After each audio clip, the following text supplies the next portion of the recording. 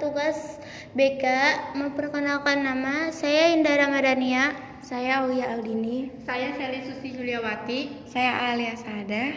Untuk menyelesaikan tugas ini, kami mengundang seorang narasumber penulis novel bernama Kasyibil Afiat.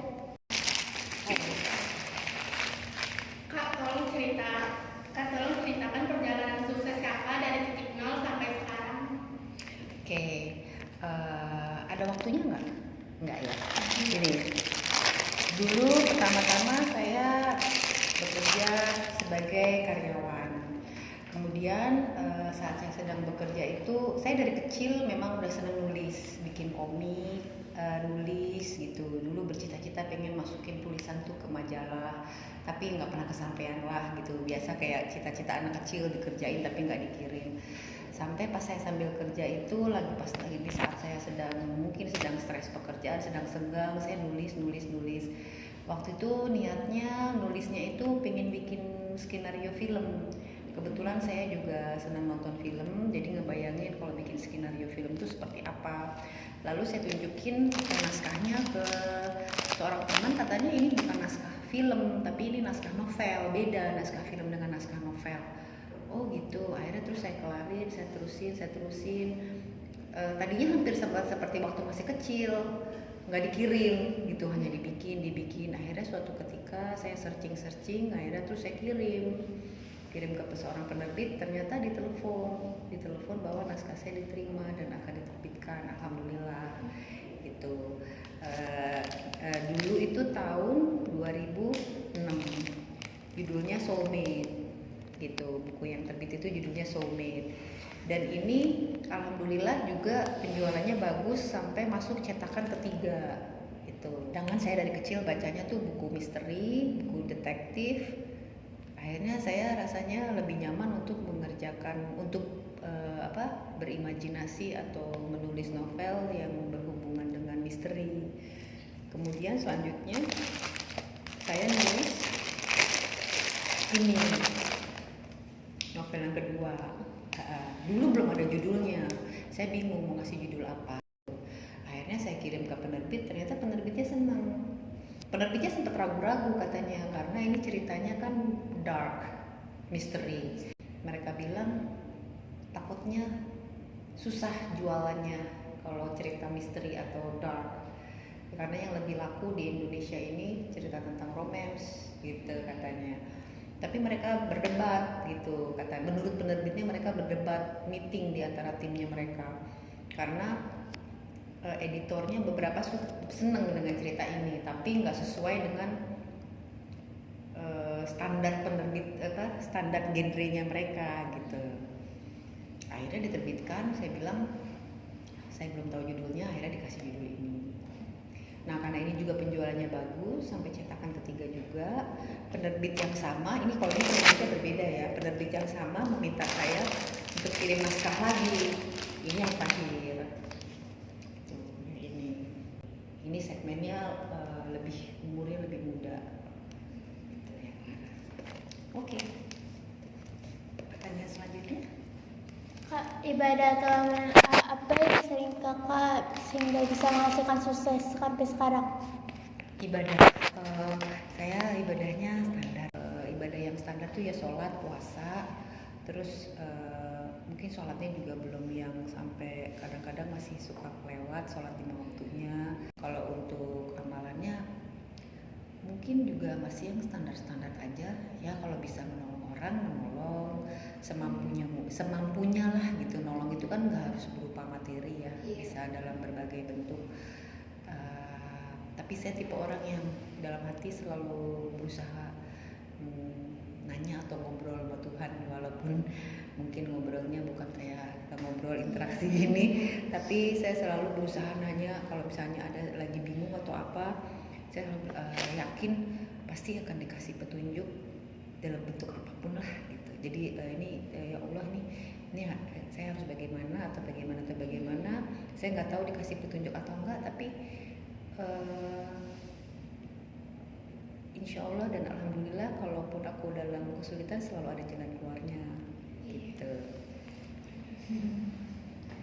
Terus prinsip apa yang menurut kakak prinsip yang aku pegang ya. Prinsip kehidupan pertama aku adalah kejujuran. Kejujuran itu menurut aku di segala aspek lah, dari segala aspek kehidupan, baik untuk pertemanan, untuk antara orang tua dan anak, untuk dalam hubungan pernikahan, atau untuk pekerjaan.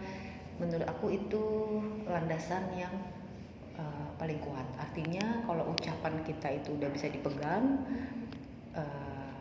untuk selanjutnya domino efek, paham nggak? Artinya untuk selanjutnya akan baik. Tapi kalau baru ucapannya aja udah nggak bisa dipegang, terus apa yang bisa dipegang? Artinya kan ucapannya aja udah nggak bisa dipercaya. Terus apalagi dari orang ini yang mau bisa kita andalkan kalau omongannya yang simple aja nggak bisa dipercaya? Itu sih, itu prinsip yang utamanya ya. Kan ada turunan-turunannya lagi, itu yang utamanya itu. Pernah gak kakak ngalamin kegagalan? Sering.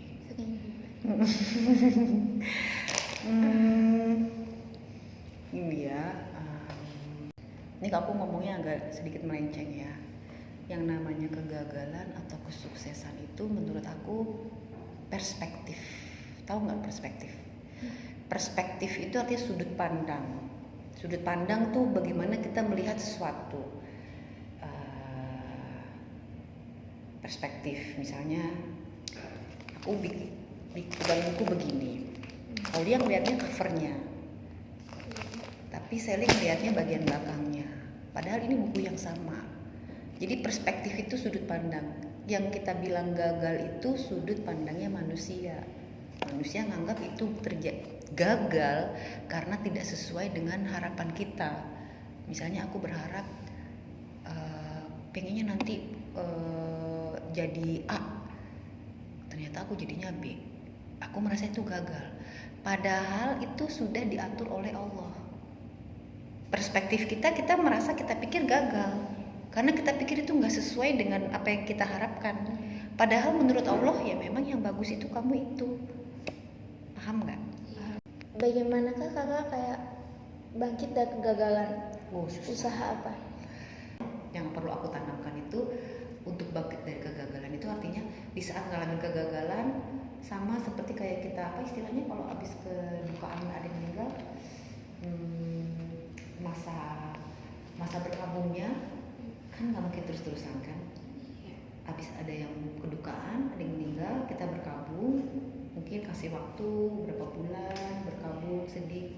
Tapi kan setelah itu kan kita harus menata lagi kan, nggak mungkin berkabung seumur hidup kan, menata lagi. Nah itulah yang namanya bangkit. Artinya kita menata lagi, menerima kenyataan bahwa ternyata aku nggak bisa bikin uang banyak dari nulis, aku harus kerja lagi.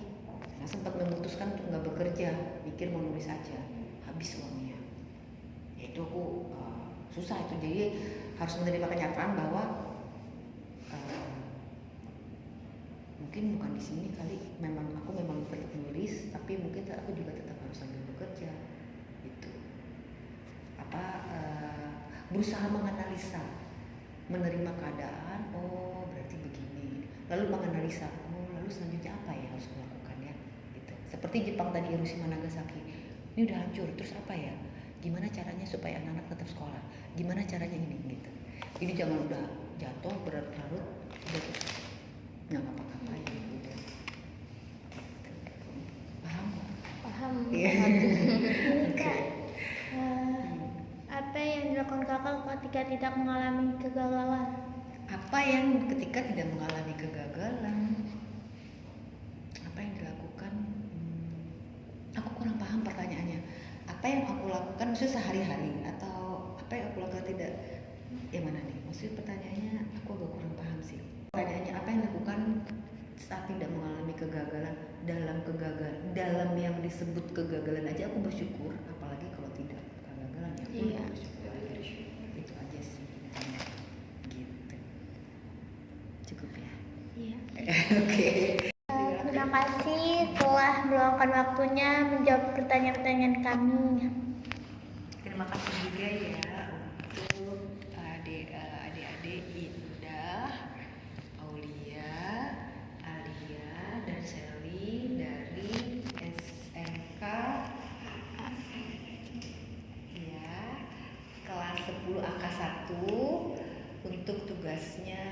SBK semoga